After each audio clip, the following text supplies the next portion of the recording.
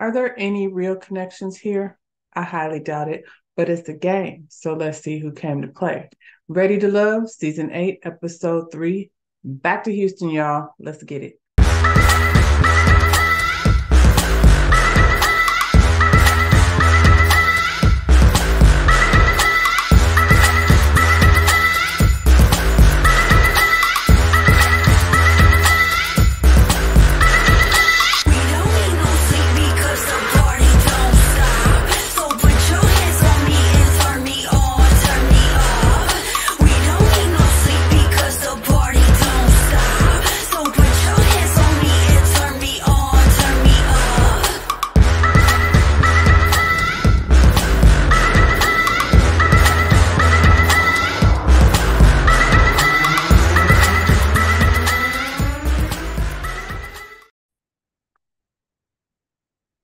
So Tommy meets up with the ladies. They're having a little brunch to go over a few things, I guess, catch up, reboot, what have you. And Kat walks in. They hadn't had a chance to meet Kat yet, so Kat sachets in the room, and of course the ladies are sizing her up. Some of them throwing out their insecurities a little bit, like, "Oh, she's a little tall drink of water. Got to keep my eye on her." I get it. Look, if you're always going to be being intimidated by a beautiful woman, then you might as well, I've said it before. We don't know her, girl, but focus on you. Because after the newness wears off, everybody's still on the same playing field. It's not that serious. Anyway, Tommy tells them that he's planning a hoedown, but they got a few days before the hoedown because they got to get their cowgirl outfits together. So I appreciate that, Tommy. I appreciate that you're going to give me a little time to get my situation together because the hoedown sounds like a cute little outfit situation. But before we do that, there's a couple dates that's going to have to happen. So the first date is Marie and Sierra. They've been talking to each other, and I guess that's kind of the thing that's a little bit confusing about this show is because the couples communicate off camera and they start building relationships. So when they show up on a date, you're like, "Oh, okay, didn't see this coming, but I'm with it." So apparently they've been texting. She said he's been texting her. I don't know if just texting or talking, but I feel like texting is not talking. So hopefully he's not that good morning dude that's just gonna text you good morning and y'all are cute texting throughout the day but not actually talking to each other because that's not to me that's not getting to know each other. I hate a good morning text nigga. Like not if you're actually doing other things. But if that's all we doing is saying good morning and how's your day and that's I feel like you can just like send it and send it and send it and send it to however many chicks that you're talking to, and we're not actually getting to know each other. And honestly, that's all fine and good. If you're dating, then you're dating. And there's no reason why you shouldn't be communicating with as many people as you need to until you find a connection. But if just, to me, I like conversation. That's the thing that gets me going. So if we ain't talking and we just texting, then okay. But she said he's texting and whatever he's texting her, she's liking it, I suppose. At least they're acting like it. She said this is like the most deep that she's got with anybody there. So there you have it. He said he's most comfortable with her, and I see that because I see, like I said before, Sierra seems to have that kind of personality that she's just nice to everyone. So I can see how she makes everyone comfortable, but being nice and having a sweet personality doesn't make you a love connection. It kind of like makes you a homegirl. Is she coming across like a homegirl? Side note, I really wish she would stop showing up with the wig. I think she looks good both, but maybe I'm biased, but I think she's more attractive without the wig because she goes from hair like, short like mine to like all the way down to wherever. It's that, that versatility thing. She's a stylist, but That's off the subject. That's my personal preference. I'm just saying. They start talking about sexual attraction. He wants to be sexually attracted to his best friend. I'm going to agree with that because once you get past all of the lust, the lust and such, she's been celibate. She mentioned before she's been celibate for a year, so it's easy to fall into just being sexually hungry and not hungry for the person that you know happen to be with. You just horny. So I think I think that's important to have a real friendship with the person that you're seeking a relationship with because it's gonna always eventually go beyond just sexual attraction. When you're left with just sex, then the sex ain't even good no more. Do I think they're a match? Not really.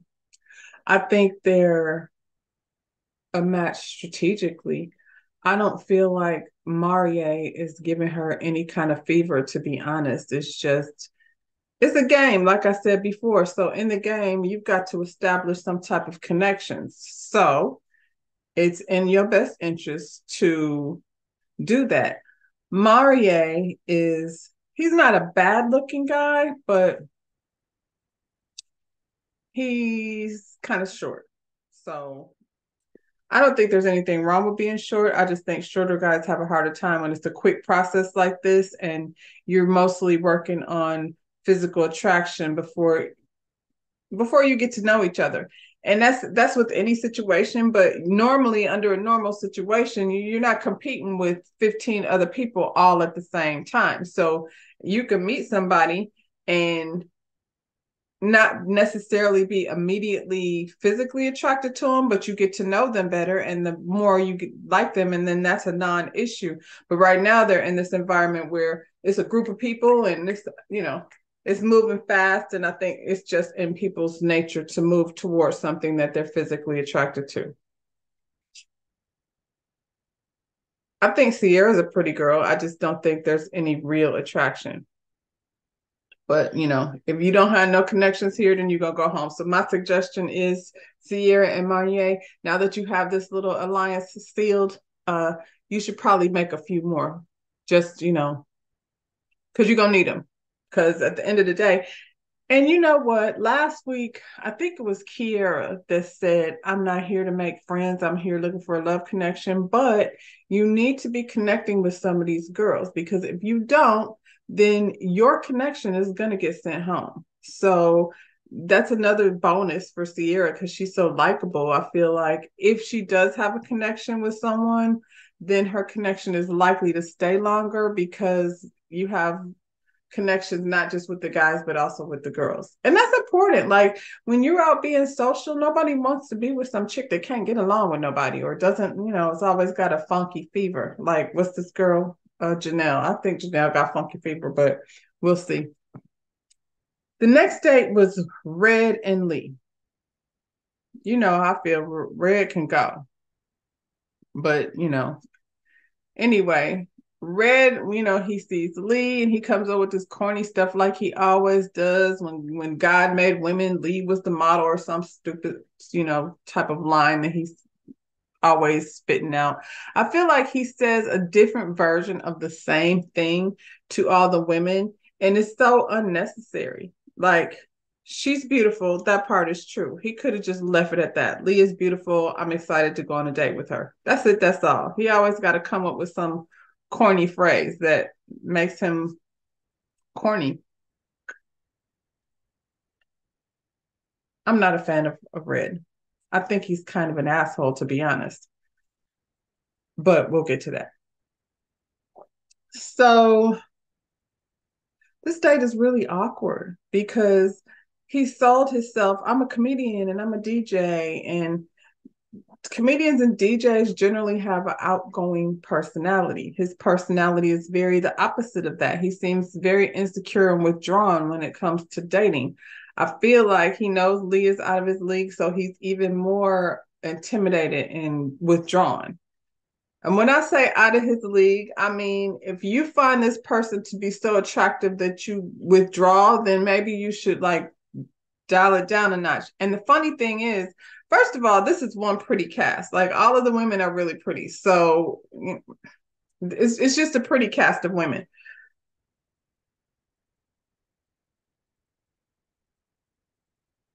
I feel like when he approached Unique and she told him he had a thought job, it just threw him all the way off. That whole thought job thing is so stuck in his head that he can't get past it. So and I also feel like he thinks that she's telling people stuff about him and she's honestly not even really thinking about him. Like she's on to the next thing, but he's still stuck on that. So it seems like he's trying to counter direct whatever it is that she may have said about him.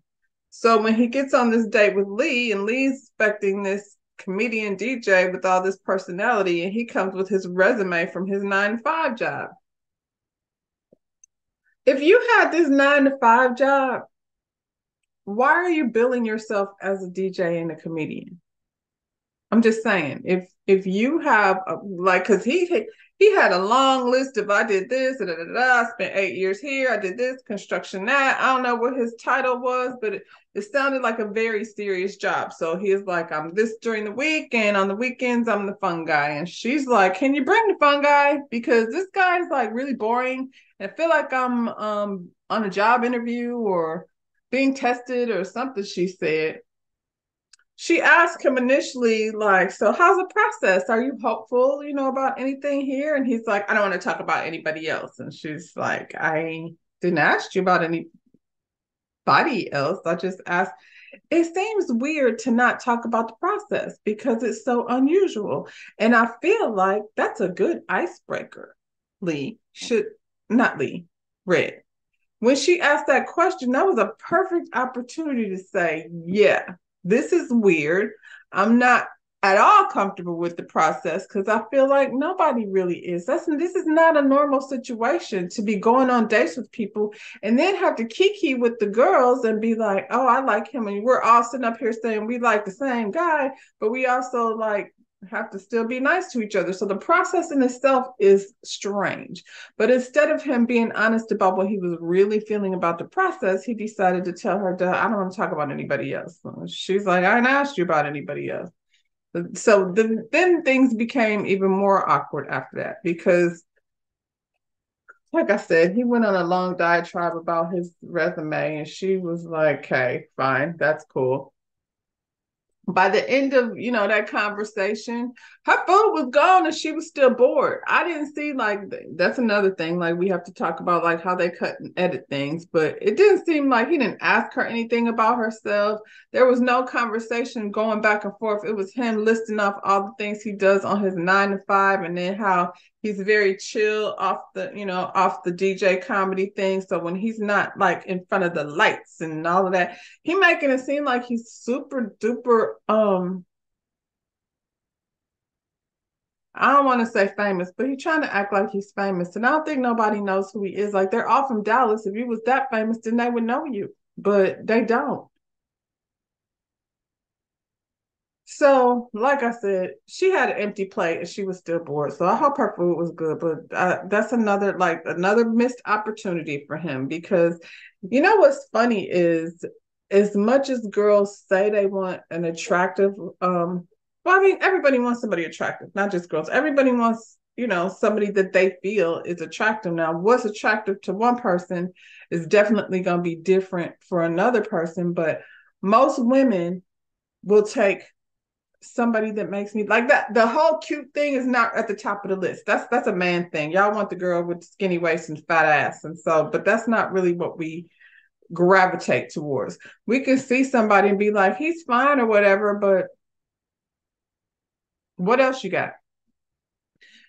A man typically wants somebody that makes him look good to his boys. So if you got like I said, if you got a little waist and a fat ass and then all the guys think that's a bomb diggity, then you doing it. But, and I'm going to say Mario just because I said he was short.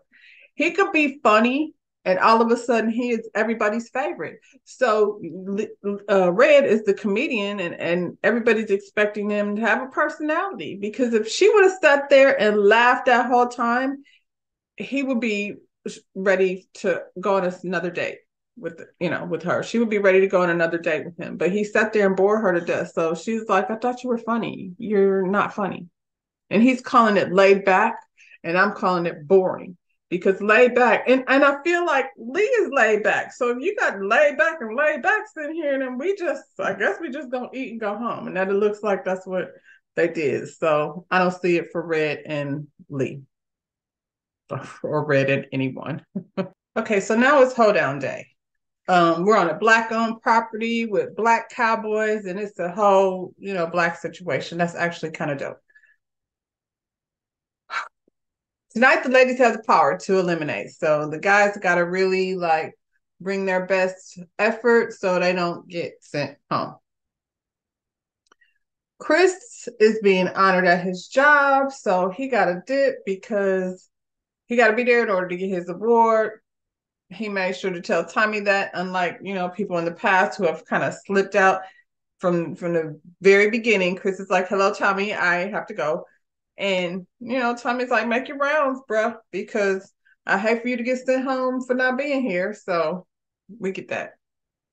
We see a little conversation between New Christopher and Unique. They did have an opportunity to talk at the flag football last week. And this week, they're having another conversation. He at first was a little, I think, I don't want to say put off, but he was a little concerned that he said she knew what she wanted, and the fact that she says she'd been through some things, and she don't take no mess. That's what it was. She don't take no mess, and that had him very worked up.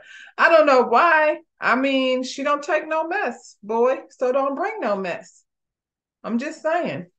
You better know than not know. She put it out there. Don't play with her because she ain't to be played with. And that's okay. And I feel like that's how you feel after you've been in a relationship where you've been through a bunch of nonsense. I'm not this time around. So as soon as I even think I'm seeing some bull, I'm going to be out. I can relate to that. And once you go through it, it don't take you long to see it. Is that a bad thing? I don't think so. Ain't nobody out here trying to waste time. And there's a lot of guys out here trying to waste time playing. So she says she ain't playing. She ain't scared to say it. This time around, though, he was more open to it. He said he'd been through some things, too. So maybe going through things in a relationship has a different effect on people. I think maybe he realized that, hey, what she was saying is making sense because I kind of feel the same way. So we'll see. I'm not sure what I feel about Chris just yet. I know he's young and he's new to the situation. So I feel like Chris is really just trying to get a moment to get to know everybody from what we've seen. Janelle and Quentin and Herbert. She got a little three-way going on over there. She says she can't tell who's her tops. Nobody's like her number one or number two. It just depends on what the conversation is like on that day. I'm a call bullshit. As a woman, we always know which one we like the best. Generally the challenge is the one we're more attracted to is probably the one we're not supposed to be with, but we kind of want to see. Also, again, it's a game, so it's in her best interest to have as many alliances and connections as she can. And from what I'm seeing, she's not a girl's girl. So she's probably not making a whole lot of connections with the ladies. So she like they said, they're popular. She's popular, and so is Quentin. We'll see how popular they stay. So Janelle is sitting on a chair, sitting in Quentin's lap, talking about she wants her next man to be able to pick her up. And she has a lot of very close, intimate interaction with both of them. I'm going to put it like that. So 1 minute she's in a chair sitting on Quentin's lap. Then she's in a hammock laid up with Herbert. And They both can see it. So it's not behind, it's not behind closed doors, but like if y'all start going on dates behind closed doors, like how much are you gonna be giving to both of them? We don't know. I'm not calling her out. I'm just saying she's doing a whole lot of touchy feely. And what happens is you leading them down a path that you probably ain't really interested in going in, at least not with both of them. But reel them on in, the girl. That game can backfire on you, I feel like. So she's in this hammock with Herbert, and she asked him, how did she say it? She said, "Tell me something you think I should know about you." I'm going to say that again. Tell me something you think I should know about you. And this fool said he went skinny dipping in the ocean. I'm not sure why I need to know that. I don't, Herbert, his conversation to me seems to have a lot of sexual innuendo. Both of them do. But that's what I'm saying. When you're always like giving this sexual energy, sometimes men can't focus on past that. So maybe had she asked that question not laid up in a hammock with him, she would have got a decent answer. Because I'm like, that ain't something. I mean, it's something I guess would learn about you at some point. But I don't need to know that. I feel like if I'm asking you, tell me something that I need to know about you, I would be satisfied with I'm allergic to peanuts. That might be something I need to know. Or I don't like coconuts. Or I don't know, I'm afraid of thunderstorms. Tell me something like real. Don't tell me you went skinny dipping. That's not something real. That's something you did one time, and who cares, really? Then he asked her, like, will you go skinny dipping with me? And was it in the ocean? Was the thing covered up? I guess so. That's what skinny dipping is in the nighttime. Like, I thought it was just so, I don't want to say deep because I don't feel like you need to be getting deep with somebody you just met. But I don't feel like knowing that he went skinny dipping is going to help you get to know him better either. Like, and the visual for me was like, oh, okay. I don't know. I feel like Herbert really ain't gonna end up liking her that much in the end, and she's keeping Quentin around just in case that's what happens. And Quentin, I don't know that he really cares for her that much, but I don't see him really connecting. And I'm gonna say it like this because she keeps getting all cut close and touchy and leaning and laying on sitting on laps and things. But Quentin has a connection with Eris, I believe, and Lee and her. Eris she's a 43 mother of two, I believe, and she needs a grown man. And she doesn't need Quentin, who's running around with no shirt on. He's a trainer, but like Unique said about the comedian DJ job, I said a trainer is a thought job too, and he's acting like a little thought running around with no shirt on.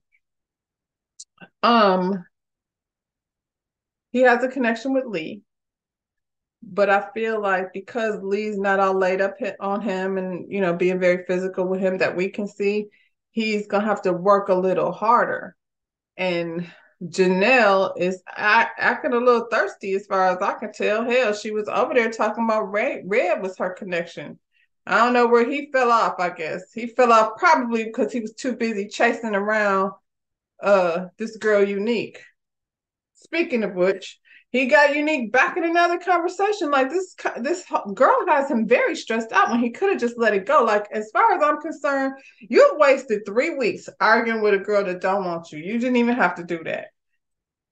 And I don't think she's that connected to it. For her, it's like, I ain't feeling you, on to the next. And you're caught up on, she called your job a thought job, so you need to go back and try to change her mind about that. That doesn't have nothing to do with you. She gonna think that's a thought job regardless. But you're so caught up in trying to change her mind that you wasted all the time.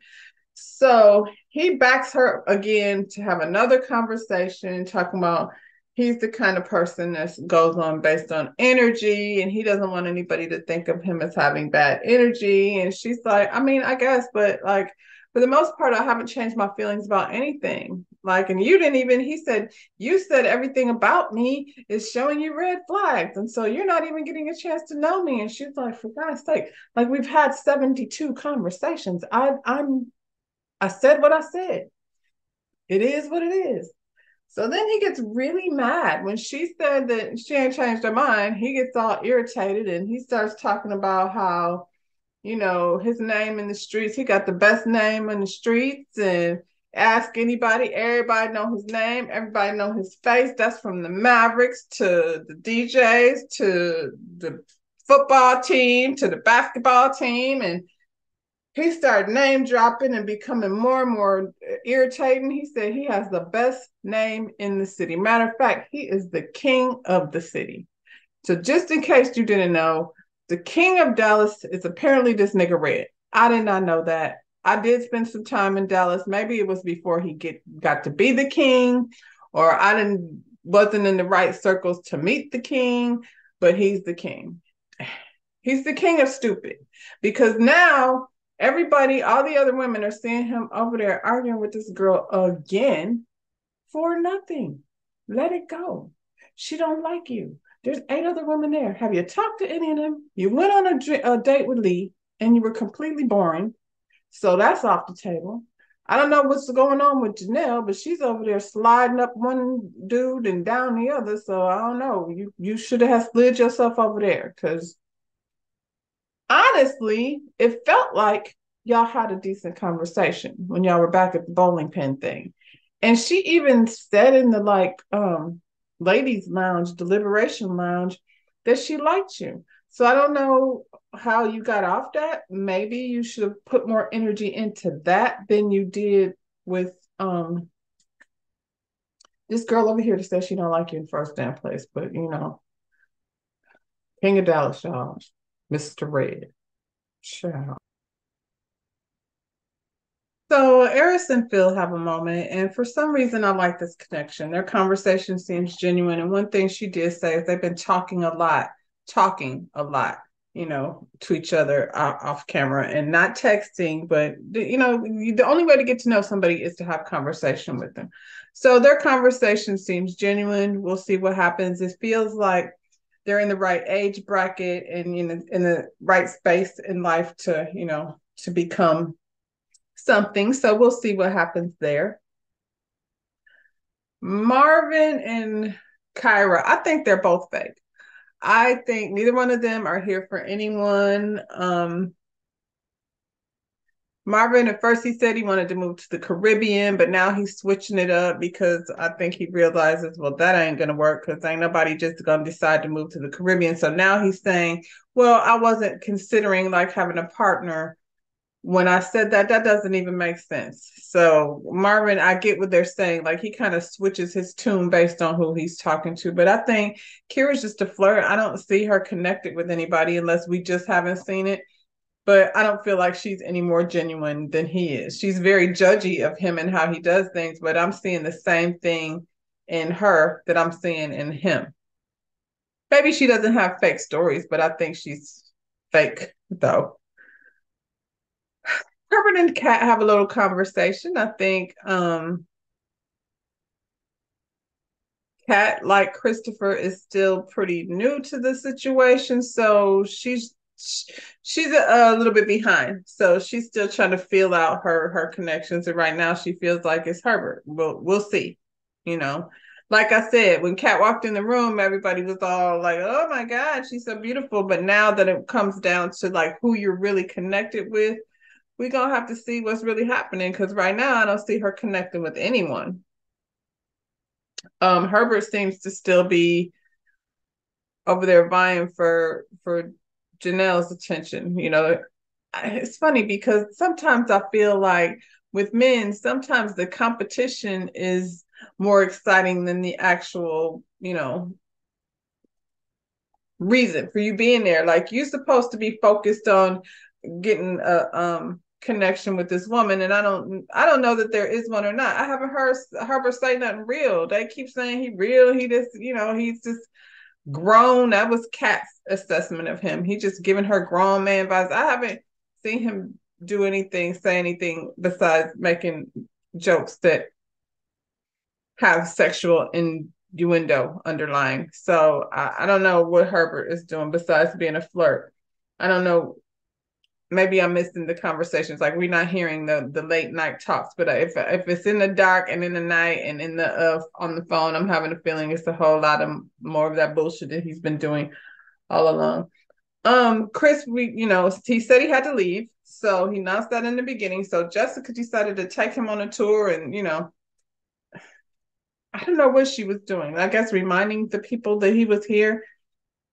In the end, I can't tell if they like each other or not. She told him to text her when he got to whatever he was doing, and he said he was interested in getting to know her better. Jessica is another one who I don't see her connecting with anyone. If she is, then we haven't seen it. Right now, even this moment that she had with Chris was confusing because I couldn't tell, like, is she just trying to let these ladies know, hey, look, I like this guy, and even though he's leaving, don't send him home. Now, if that's the case, then that's cool. Otherwise, I don't know what's going on with Jessica. But at the end of the day, who's really connected with who?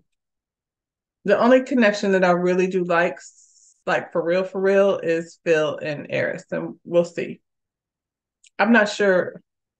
I'm not sure about Phil.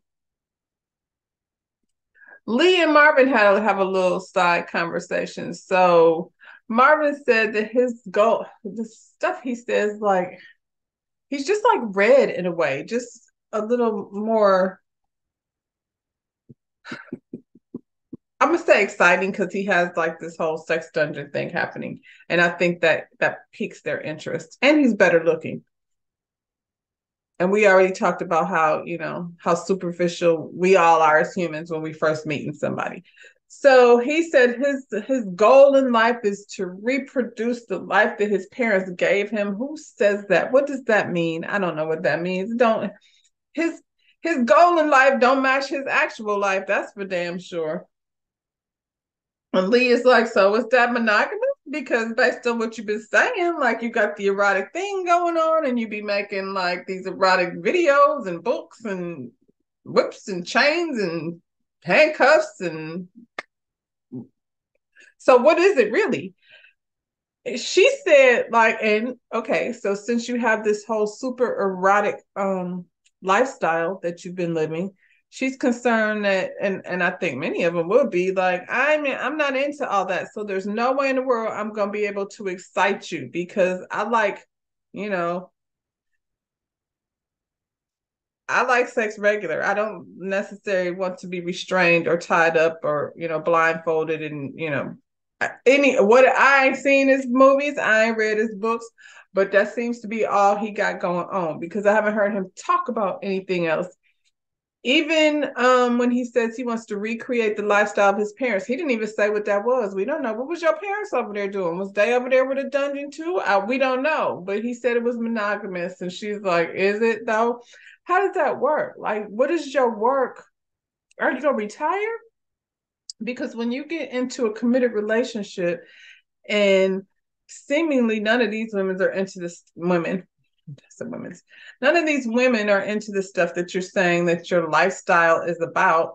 So, what does that look like when you get into a monogamous relationship? Is it that you think that somehow the woman is going to evolve into this space? Because that's not likely to happen.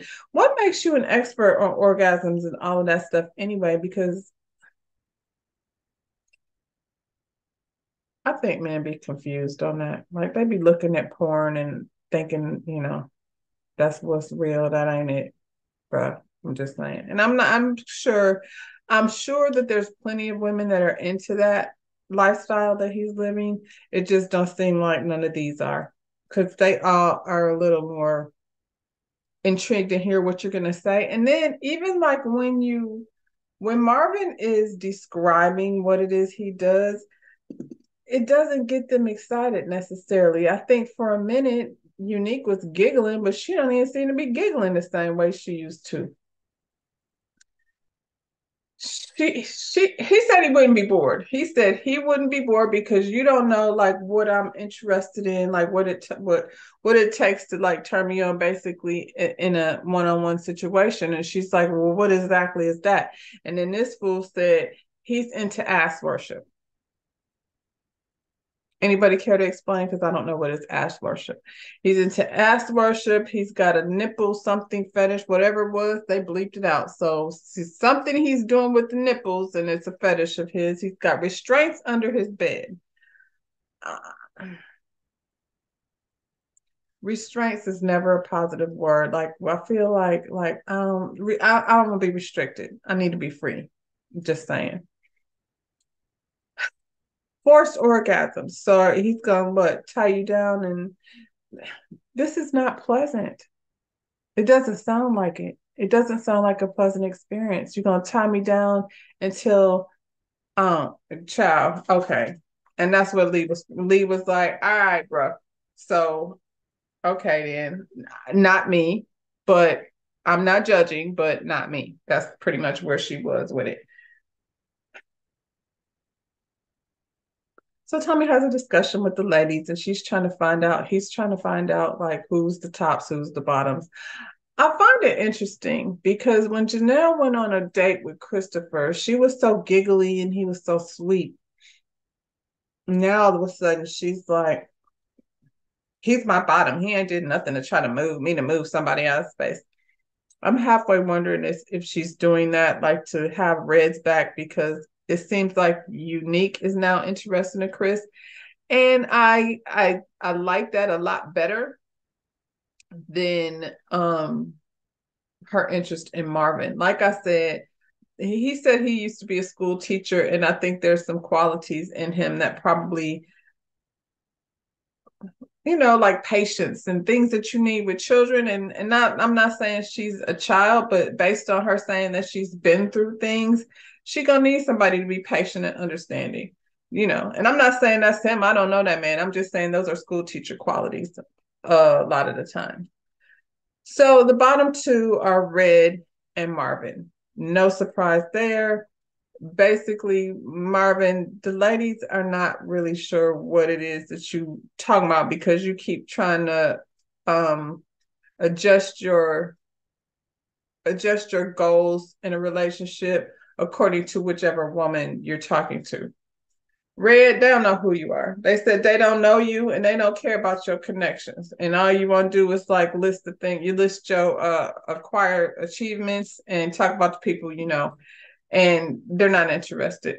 So I feel like because they left us with a cliffhanger, I feel like Red is probably going home only because when they had Jessica do the elimination this time, she said a lot of the ladies, she said to Marvin, a lot of the ladies have a connection with you. They just don't really know where you're coming from, basically. So Red, she didn't say nothing about no connections. I didn't hear her mention like nobody having no connections with you. She just said they don't care about your job, they don't care about your connections, then they don't know who you are. So I feel like Red is probably going home and probably Marvin shortly after that. But I guess we're gonna see because they thought it was a good idea to leave us with a cliffhanger. And I really hate cliffhangers. I really just rather know like who's going home. So next week we can just start with a fresh slate. Next week is the women's elimination. Who do I think it's gonna be? Well, we know based on the previews that Kira is in the bottom. And I told you I think she had no connection with anybody. Who do I think is gonna be in the bottom? I'ma say could be Sierra. And I just say that because I think probably been friend zoned. They're gonna keep Kat around because Kat is beautiful and they're gonna all still want to have a little time with her. Or Jessica. Jessica doesn't really seem to be connecting a whole lot either. But I feel like it's probably gonna be Sierra. So we'll see. Next week, Ready to Love. Tonight, don't forget, like this video, subscribe to my channel, and I'm out, y'all. Bye.